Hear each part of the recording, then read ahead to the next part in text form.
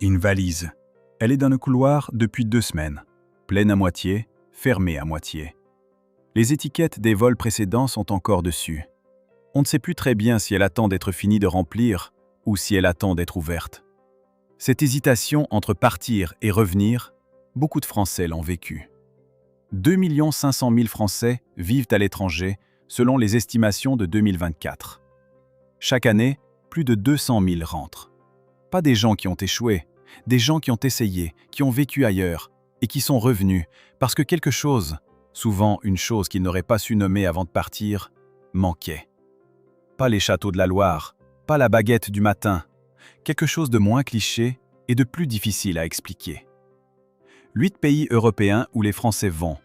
Pas les plus exotiques, les plus logiques, les plus proches, ceux qui promettent des salaires plus élevés, des hivers moins gris, un espace plus grand ou une fiscalité plus douce. Et d'où ils reviennent. Et quand on arrivera au numéro 1, vous comprendrez pourquoi un pays qui paie ses travailleurs jusqu'à 3 fois plus qu'en France voit régulièrement ses Français reprendre le chemin du retour, vaincus par quelque chose que les fiches de paie ne peuvent pas compenser. Numéro 8. La Belgique. La Belgique est le pays de départ le plus évident. 2 heures de train de Paris. Même langue, ou presque, l'accent bruxellois est familier, pas de barrière culturelle et rédhibitoire. Et pour beaucoup de Français qui cherchent un premier pas vers l'expatriation, la Belgique est le premier pays qu'on envisage. Elle est aussi le premier pays d'où on rentre. Bruxelles concentre une communauté française parmi les plus importantes d'Europe. On estime que plus de 100 000 Français y vivent, attirés par les institutions européennes, le marché de l'emploi des ONG et des lobbies, les niches fiscales pour certains expatriés, les loyers moins élevés qu'à Paris à qualification comparable. Les quartiers d'Ixelles et d'Etterbeek résonnent d'accents de toutes les régions françaises. On y trouve des boulangeries qui vendent de vraies baguettes et des cafés où les expatriés français se retrouvent pour se plaindre de la même chose, le ciel. Le ciel belge. Il ne faut pas sous-estimer ce que 210 jours de grisaille par an font à quelqu'un qui a grandi à Lyon, à Toulouse ou à Nice. La luminosité de Bruxelles en novembre, en décembre, en janvier, ce voile permanent de nuages bas qui ne laisse pas passer le soleil pendant des semaines entières, produit sur certains Français un effet que les endocrinologues appellent le trouble affectif saisonnier et que les concernés appellent simplement la déprime. Ce n'est pas de la faiblesse, c'est une physiologie qui s'adapte mal à un changement de latitude. Élodie, 46 ans, graphiste.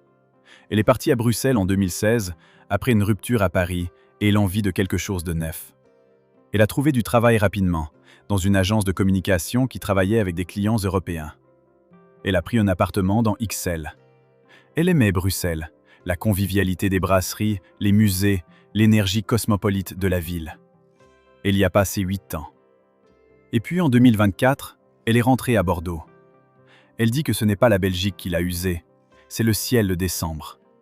Elle a réalisé à 45 ans qu'elle avait besoin de lumière, pas métaphoriquement, physiquement. Que ces hivers bruxellois produisaient en elle une fatigue et une mélancolie qu'elle ne ressentait pas avant de partir. Elle dit que c'est banal, que des Français de sa connaissance sont rentrés pour la même raison, que c'est une des premières choses qu'on ne voit pas dans les articles sur l'expatriation en Belgique. La Belgique est un pays formidable. Ses frites sont meilleures que les nôtres, sa bière est inégalable, sa scène culturelle à Bruxelles est vivante. Mais pour les Français du Sud, le ciel belge a un prix que le reste du package ne compense pas toujours. Est-ce que vous avez déjà vécu à l'étranger, même quelques mois? Dites-le dans les commentaires, juste oui ou non. Je suis curieux de savoir quelle proportion de ceux qui regardent cette vidéo connaissent cette expérience de l'intérieur. Si la Belgique est le premier pas évident vers l'expatriation, le suivant est le pays qu'on choisit pour les salaires et les tulipes, et d'où on rentre pour une raison que personne n'explique clairement dans les articles de presse. Numéro 7. Les Pays-Bas. Amsterdam, Utrecht, Eindhoven. Les Pays-Bas ont une réputation excellente auprès des Français qui envisagent l'expatriation. Infrastructures de premier ordre, salaires compétitifs, qualité de vie élevée, culture du vélo, ouverture d'esprit. Le pays est aussi l'un des plus anglophones d'Europe. Presque tout le monde y parle couramment anglais, ce qui facilite l'installation initiale. C'est précisément là que le problème commence. Les Pays-Bas sont tellement anglophones qu'un Français peut y vivre des années sans jamais être contraint d'apprendre le néerlandais. Au début, c'est un soulagement. Avec le temps, ça devient un piège. Sans le néerlandais, l'accès aux emplois locaux est limité. Sans le néerlandais, l'intégration dans la vie sociale des Néerlandais, qui forment des amitiés profondes, mais selon des codes très spécifiques, reste difficile. Sans le néerlandais, on reste dans la bulle des expatriés anglophones, qui bougent tous les 2 ou 3 ans et avec qui les liens restent superficiels par construction. Les Néerlandais ont par ailleurs une culture sociale très différente de la culture française. Les repas ne sont pas ce qu'ils sont en France. La conversation directe, qui peut paraître brutale aux yeux des Français, est la norme sociale.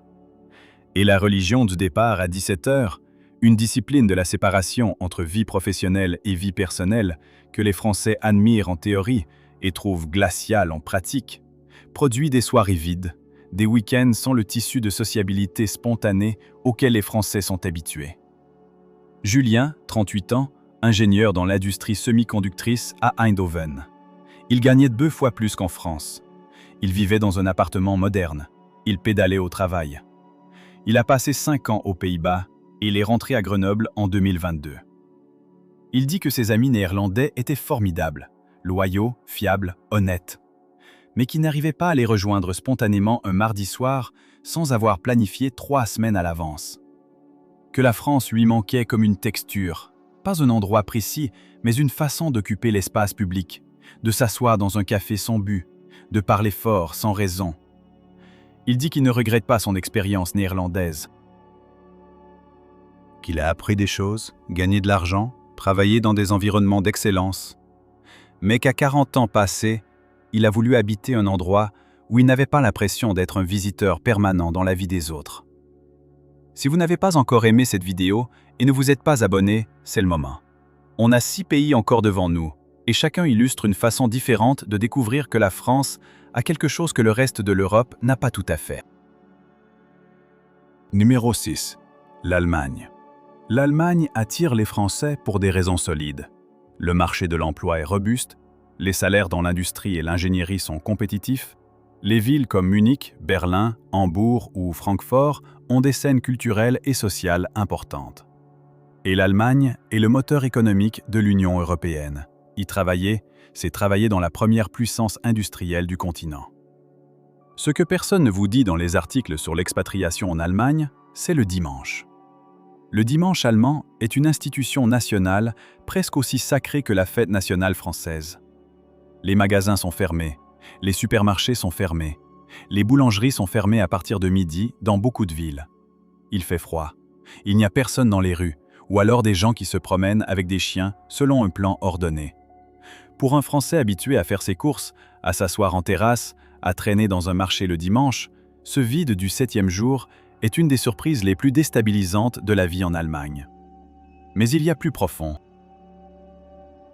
L'Allemagne est un pays où se faire de vrais amis, des amis qui entrent dans votre vie privée, qui débarquent chez vous sans prévenir, qui partagent un repas improvisé, prend du temps, beaucoup de temps. Les Allemands distinguent nettement entre les collègues, les connaissances et les amis véritables. Cette distinction est respectée avec une rigueur que les Français, habitués à mélanger les catégories, trouvent distante au début et épuisante sur le long terme. Céline, 42 ans, avocate. Elle a passé 7 ans à Munich après un poste dans un cabinet franco-allemand. Elle aimait Munich, la propreté, les parcs, la Bavière en général. Elle dit que ses premières années ont été formidables et que sa 7e année, elle s'est réveillée un dimanche de janvier avec la conviction qu'il fallait partir. Pas à cause de quelque chose de précis, à cause de l'accumulation, la grisaille de janvier, le dimanche fermé, la difficulté à pénétrer vraiment la vie sociale allemande malgré 7 ans d'efforts sincères. Elle est rentrée à Montpellier. Elle dit que son appartement de Montpellier fait la moitié de son appartement de Munich. Elle s'en fiche.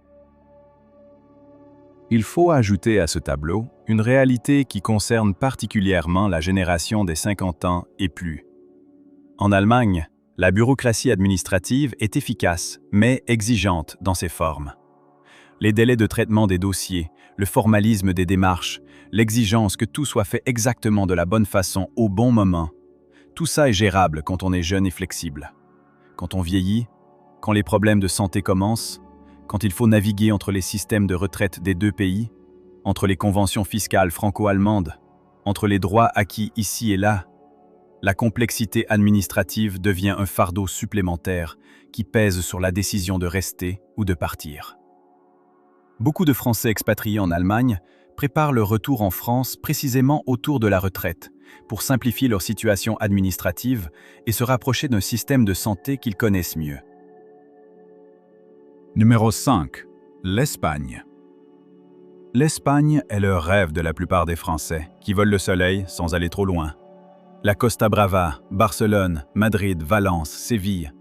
Des hivers doux, une gastronomie remarquable, une culture de la vie en terrasse qui n'a rien à envier à la France. Des gens chaleureux, des côtes magnifiques. Et l'espagnol, que beaucoup de Français maîtrisent suffisamment pour fonctionner sans se sentir étrangers.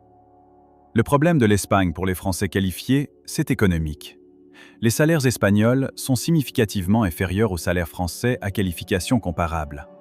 Le salaire minimum espagnol est de 1 140 € bruts par mois en 2024, inférieur au SMIC français. Dans beaucoup de secteurs, notamment la culture, l'enseignement, le travail social, la santé hors spécialité, les salaires en Espagne découragent les Français qui n'ont pas des revenus liés au télétravail pour une entreprise étrangère. Thomas, 35 ans. Il enseigne le français à Barcelone depuis 5 ans. Il est arrivé amoureux de la ville, de sa lumière, de sa vie nocturne, de son architecture. Il l'est toujours. Mais son salaire comme enseignant de langue dans une académie privée ne lui permet pas d'économiser. Les loyers barcelonais, qui ont augmenté de plus de 40% en 5 ans, absorbent une part de son revenu, qui ne laisse plus grand-chose. Il envisage de rentrer à Lyon. Pas parce qu'il ne s'est pas adapté, parce que l'équation économique ne tient plus. Ce que Thomas dit, et qui mérite d'être entendu, parce qu'il résume l'Espagne pour beaucoup de Français, c'est que le pays est généreux en qualité de vie et économe en rémunération.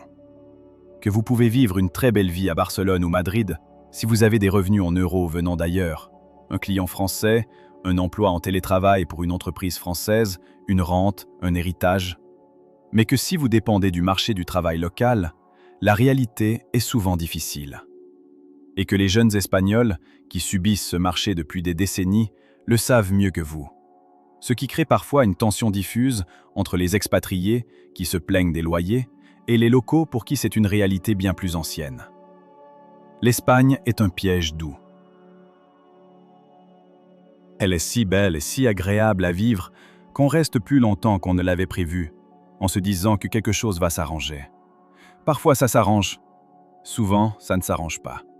Parce que le marché du travail espagnol a des difficultés structurelles que la météo ne résout pas. Et quand on rentre avec une mélancolie particulière, celle de quitter un endroit qu'on aimait vraiment, pour des raisons qui n'ont rien à voir avec l'amour qu'on lui portait. Numéro 4. L'Irlande, Dublin, le tigre celtique. Le pays qui a accueilli des dizaines de multinationales américaines, Google, Facebook, Amazon, Pfizer, LinkedIn, grâce à une fiscalité des entreprises parmi les plus basses d'Europe. Et avec ces multinationales, des emplois bien rémunérés, en anglais, dans des secteurs d'avenir. Pour les jeunes Français qualifiés dans la tech, le marketing digital, la finance ou la pharma, Dublin était dans les années 2010 et 2020 la ville où les choses se passaient. Aujourd'hui, Dublin est l'une des villes les plus chères d'Europe pour se loger. Le loyer moyen d'un appartement d'une chambre y dépasse 2 000 € par mois. Les jeunes professionnels partagent des colocations à 4 ou 5 à un âge où leurs homologues français vivent seuls. Des histoires de Français dormant dans des Airbnb pendant des mois faute de trouver un logement permanent circulent dans les groupes d'expatriés. Sophie, 31 ans, elle est développeuse informatique. Elle est arrivée à Dublin en 2021, recrutée directement depuis Paris par une start-up irlandaise financée en capital risque américain. Son salaire a doublé. Et puis, elle a cherché un appartement. La première visite, elle était la 20e candidate à se présenter pour un studio à 1 800 €. La deuxième, le propriétaire demandait 6 mois de loyer d'avance. Elle a fini par trouver, dans un quartier éloigné du centre, à 2 heures de transport en commun de son bureau. Elle a tenu 3 ans. Ce qui l'a décidé à rentrer à Paris, ce n'est pas le logement. C'est la crise du logement, combinée à quelque chose d'autre. L'Irlande, malgré sa jovialité légendaire, reste une société encore relativement homogène et formée de cercles sociaux qui s'ouvrent lentement aux étrangers. Le réseau social qu'elle avait à Paris, ses amis, ses habitudes, ses endroits, était irremplaçable. Dublin avait son cercle d'expatriés qui se reformait à chaque vague de départ. Et l'on avait assez de recommencer à zéro. Il y a une réalité de l'Irlande que les articles sur les salaires tech dans les médias français ne montrent pas. Les entreprises américaines, qui ont fait de Dublin leur siège européen, offrent des packages attractifs, salaires, equity, avantages en nature. Mais ces packages sont conçus pour des gens qui bougent, qui n'ont pas de racines, qui acceptent de vivre comme des nomades à haut revenu. Pour un Français de 30 ans sans famille à charge, c'est parfait. Pour quelqu'un qui veut établir quelque chose de durable, acheter un appartement, envoyer des enfants dans une école stable, vieillir dans un quartier qu'on connaît, Dublin en 2025 est devenu très difficile. La France, avec son système de protection sociale, son coût du logement qui, bien que difficile, reste inférieur à Dublin, et son marché de l'emploi tech qui s'est considérablement développé, lui paraissait soudain plus raisonnable qu'elle ne l'avait cru en partant. Numéro 3. L'Italie. L'Italie est un cas particulier dans ce classement. Les Français qui s'expatrient en Italie ne fuient pas vers le soleil ou les bas loyers. Ils vont généralement dans le nord industriel, à Milan ou Turin, pour des postes dans la finance, le design, la mode, l'industrie automobile ou la chimie. Le nord de l'Italie est une région économique dynamique, avec des réseaux d'entreprises familiales et de moyennes industries qui n'ont rien à envier au tissu économique rhénan. Les salaires à Milan ne sont pas astronomiques comparés à la Suisse, à l'Allemagne ou au Royaume-Uni. Mais le cadre de vie italienne, la cuisine, l'art de vivre, la beauté des villes, la chaleur des relations sociales, fait de Milan une expatriation très désirable pour les Français qui veulent changer de pays sans trop changer de culture méditerranéenne. L'italien s'apprend vite pour un Français. Les Italiens accueillent les Français avec une chaleur sincère, teintée d'une admiration réciproque que les deux cultures se portent depuis des siècles. Arnaud, 51 ans. Il a travaillé à Milan comme directeur marketing pour une grande marque de mode pendant 10 ans. Il aimait profondément la ville, l'énergie, les cafés, les soirées dans les quartiers de Navigli. Il dit que sa vie sociale à Milan a été la meilleure de sa vie, que les Italiens savent recevoir, célébrer, prendre le repas au sérieux, que la nourriture était une révélation quotidienne. Ce qui l'a ramené en France, la bureaucratie italienne.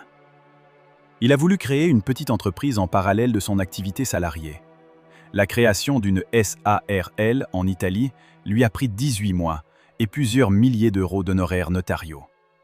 Ce n'est pas une anecdote, l'Italie se classe régulièrement parmi les pays européens les plus lents et les plus coûteux en termes de démarches administratives pour les entreprises.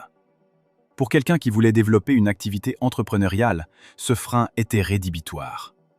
Il est rentré à Lyon et a créé son entreprise en 4 jours. Il dit qu'il retourne à Milan 2 fois par an, pour les amis, pour la nourriture, pour la lumière, et qu'il ne veut pas y vivre. Numéro 2. Le Royaume-Uni. Avant le Brexit, le Royaume-Uni, et Londres en particulier, était la première destination d'expatriation des Français. On estimait à la veille du référendum de 2016 que 300 000 à 350 000 Français vivaient au Royaume-Uni. Londres était la 6e ville française du monde par sa population française. La liberté de circulation dans l'Union européenne rendait l'installation simple. On arrivait, on cherchait du travail, on louait un appartement. Pas de visa, pas de quota, pas de permis de travail. Le 1er janvier 2021, tout a changé. La sortie du Royaume-Uni de l'Union européenne a mis fin à la liberté de circulation. Les Français qui voulaient s'installer au Royaume-Uni après cette date avaient besoin d'un visa, le Skilled Worker Visa, coûteux, conditionnel, lié à un employeur précis. Les Français déjà installés ont pu régulariser leur situation sous l'EU Settlement Scheme. Mais l'incertitude administrative, Les loyers londoniens qui ont continué d'augmenter, le coût de la vie qui dépasse désormais celui de Paris dans presque toutes les catégories, et l'éloignement progressif de la Grande-Bretagne de la dynamique européenne ont conduit beaucoup de Français à reconsidérer leur installation. Claire, 55 ans, elle est infirmière. Elle est arrivée à Londres en 2004, recrutée par le NHS, le National Health Service, qui, à l'époque, faisait des campagnes actives de recrutement dans toute l'Europe. Elle a passé 20 ans à Londres. Elle a aimé la ville, la diversité, l'énergie. Elle a construit sa vie là-bas, ses amis, ses habitudes, ses repères. Le Brexit ne l'a pas immédiatement forcée à partir. Elle avait son statut. Ce qui l'a décidé, c'est la retraite qui approchait. Elle a calculé sa pension française, sa pension britannique, les complexités administratives de la coordination des deux systèmes après Brexit, les allers-retours nécessaires entre Paris et Londres pour gérer ses affaires. Et elle a conclu que passer sa retraite en France, pour son système de santé, pour la famille qu'elle y avait gardée, pour la langue qui était la sienne, était la décision la plus sage. Elle est rentrée à Nantes en 2024. Elle dit que Londres lui manque, profondément. Que 20 ans, ça construit quelque chose qu'on ne défait pas facilement. Mais que rentrer à 55 ans, avec 20 ans d'expérience internationale, c'est aussi une forme de richesse. Le Brexit a précipité des retours qui auraient peut-être eu lieu de toute façon. Il a rendu visibles des arbitrages qui existaient déjà. Et maintenant, le numéro 1. Le pays qui triple les salaires français, où les ingénieurs, les médecins, les pharmaciens, les cadres financiers gagnent en 1 an ce que leurs homologues français gagnent en 3. Et d'où des Français rentrent quand même, régulièrement, avec leurs valises, et quelque chose dans les yeux qu'on ne sait pas très bien comment appeler. Numéro 1. La Suisse, Genève, Zurich, Bâle, Lausanne. La Suisse est à la fois le pays le plus évident et le moins évident de ce classement. Évident parce que les salaires y sont sans équivalent en Europe. Un ingénieur débutant gagne à Zurich ce qu'il gagnera en France en milieu de carrière.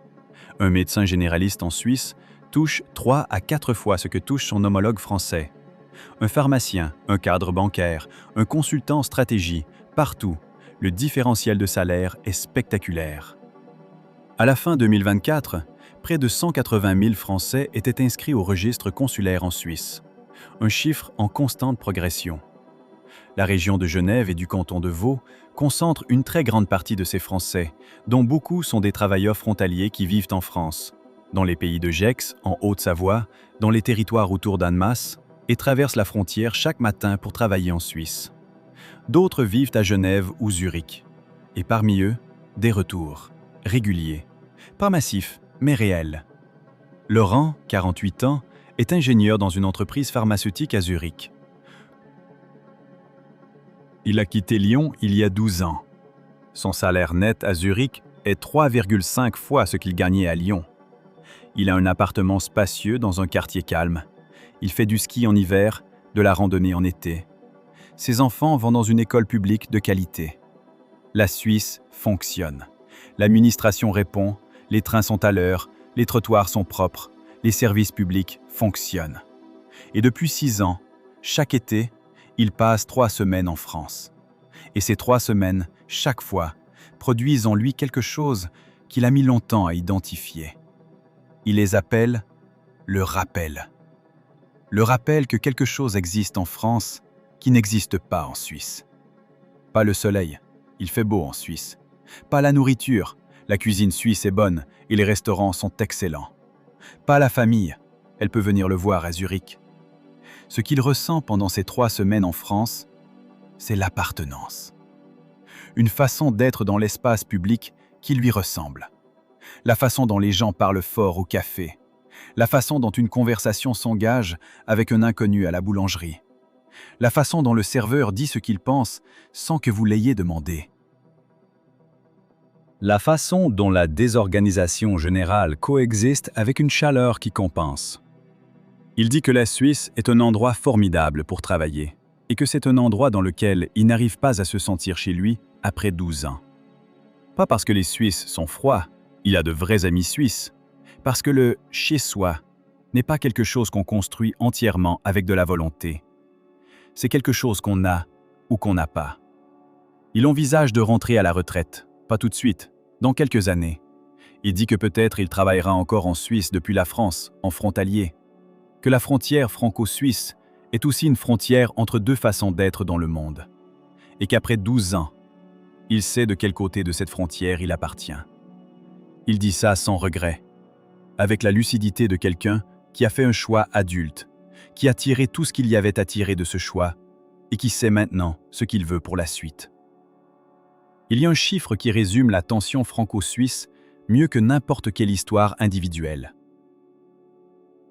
Selon les données des associations de Français de Suisse, plus de 100 000 Français habitent en France et traversent chaque jour la frontière pour travailler en Suisse.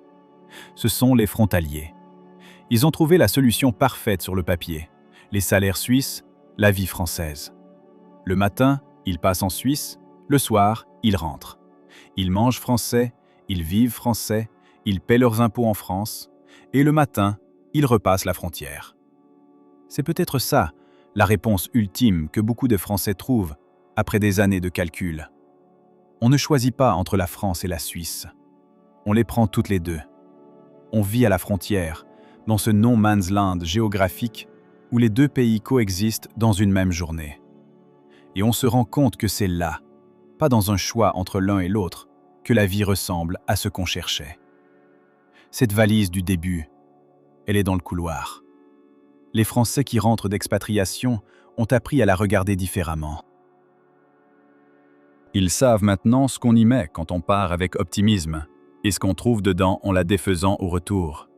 Des objets achetés ailleurs, des habitudes acquises, une façon de voir la France différemment. Parce que c'est peut-être ça, la vraie leçon de ces retours. On ne rentre pas en France comme on en était parti. On rentre avec des yeux différents. On voit les files d'attente à la sécurité sociale avec une tolérance qu'on n'avait pas. On voit le café du matin avec une gratitude qu'on n'avait pas. On voit le médecin de famille qu'on peut appeler le matin et voir le soir avec une reconnaissance qu'on n'avait pas. On a vécu ailleurs, et cet ailleurs a rendu la France visible d'une façon qu'elle ne l'est jamais quand on n'est jamais parti. 55% des expatriés qui rentrent estiment que le retour est difficile. 51% ne s'y préparent pas. Mais 44% estiment qu'il est plus difficile de rentrer que de partir. C'est la surprise. On pensait que rentrer serait naturel. On découvre que ce qu'on a vécu dehors a changé quelque chose qu'on ne retrouve pas intact à l'arrivée. 8 pays, 8 façons de partir et de revenir. La Belgique et son ciel de novembre. Les Pays-Bas et leurs amitiés planifiées. L'Allemagne et son dimanche vide. L'Espagne et son soleil qui ne paie pas le loyer. L'Irlande et sa crise du logement. L'Italie et sa bureaucratie de velours. Le Royaume-Uni après le Brexit. Et la Suisse, où tout fonctionne parfaitement, sauf le sentiment d'être chez soi. La France n'est pas le meilleur pays du monde pour les salaires, ni pour la fiscalité, ni pour l'administration, ni pour la météo dans une bonne partie de son territoire. Mais elle est, pour beaucoup de Français qui ont essayé ailleurs, le seul endroit où quelque chose dans l'air, dans la langue, dans la façon dont les gens occupent l'espace public, les fait se sentir exactement là où ils devraient être. C'est une chose difficile à mettre sur une fiche de paie, et pourtant, c'est souvent elle qui décide. Dites-nous dans les commentaires, vous avez vécu à l'étranger ou vous y vivez en ce moment? Et si vous pouviez résumer en un seul mot ce qui vous manque, ou ce qui vous a manqué de la France, lequel choisiriez-vous? Je lirai toutes les réponses. Abonnez-vous à cette chaîne si vous voulez qu'on continue à parler de ces réalités que les articles de voyage et les forums d'expatriés ne montrent pas toujours complètement. Et si cette vidéo a mis des mots sur quelque chose que vous ressentiez, un like aide l'algorithme à la montrer à ceux qui se posent les mêmes questions.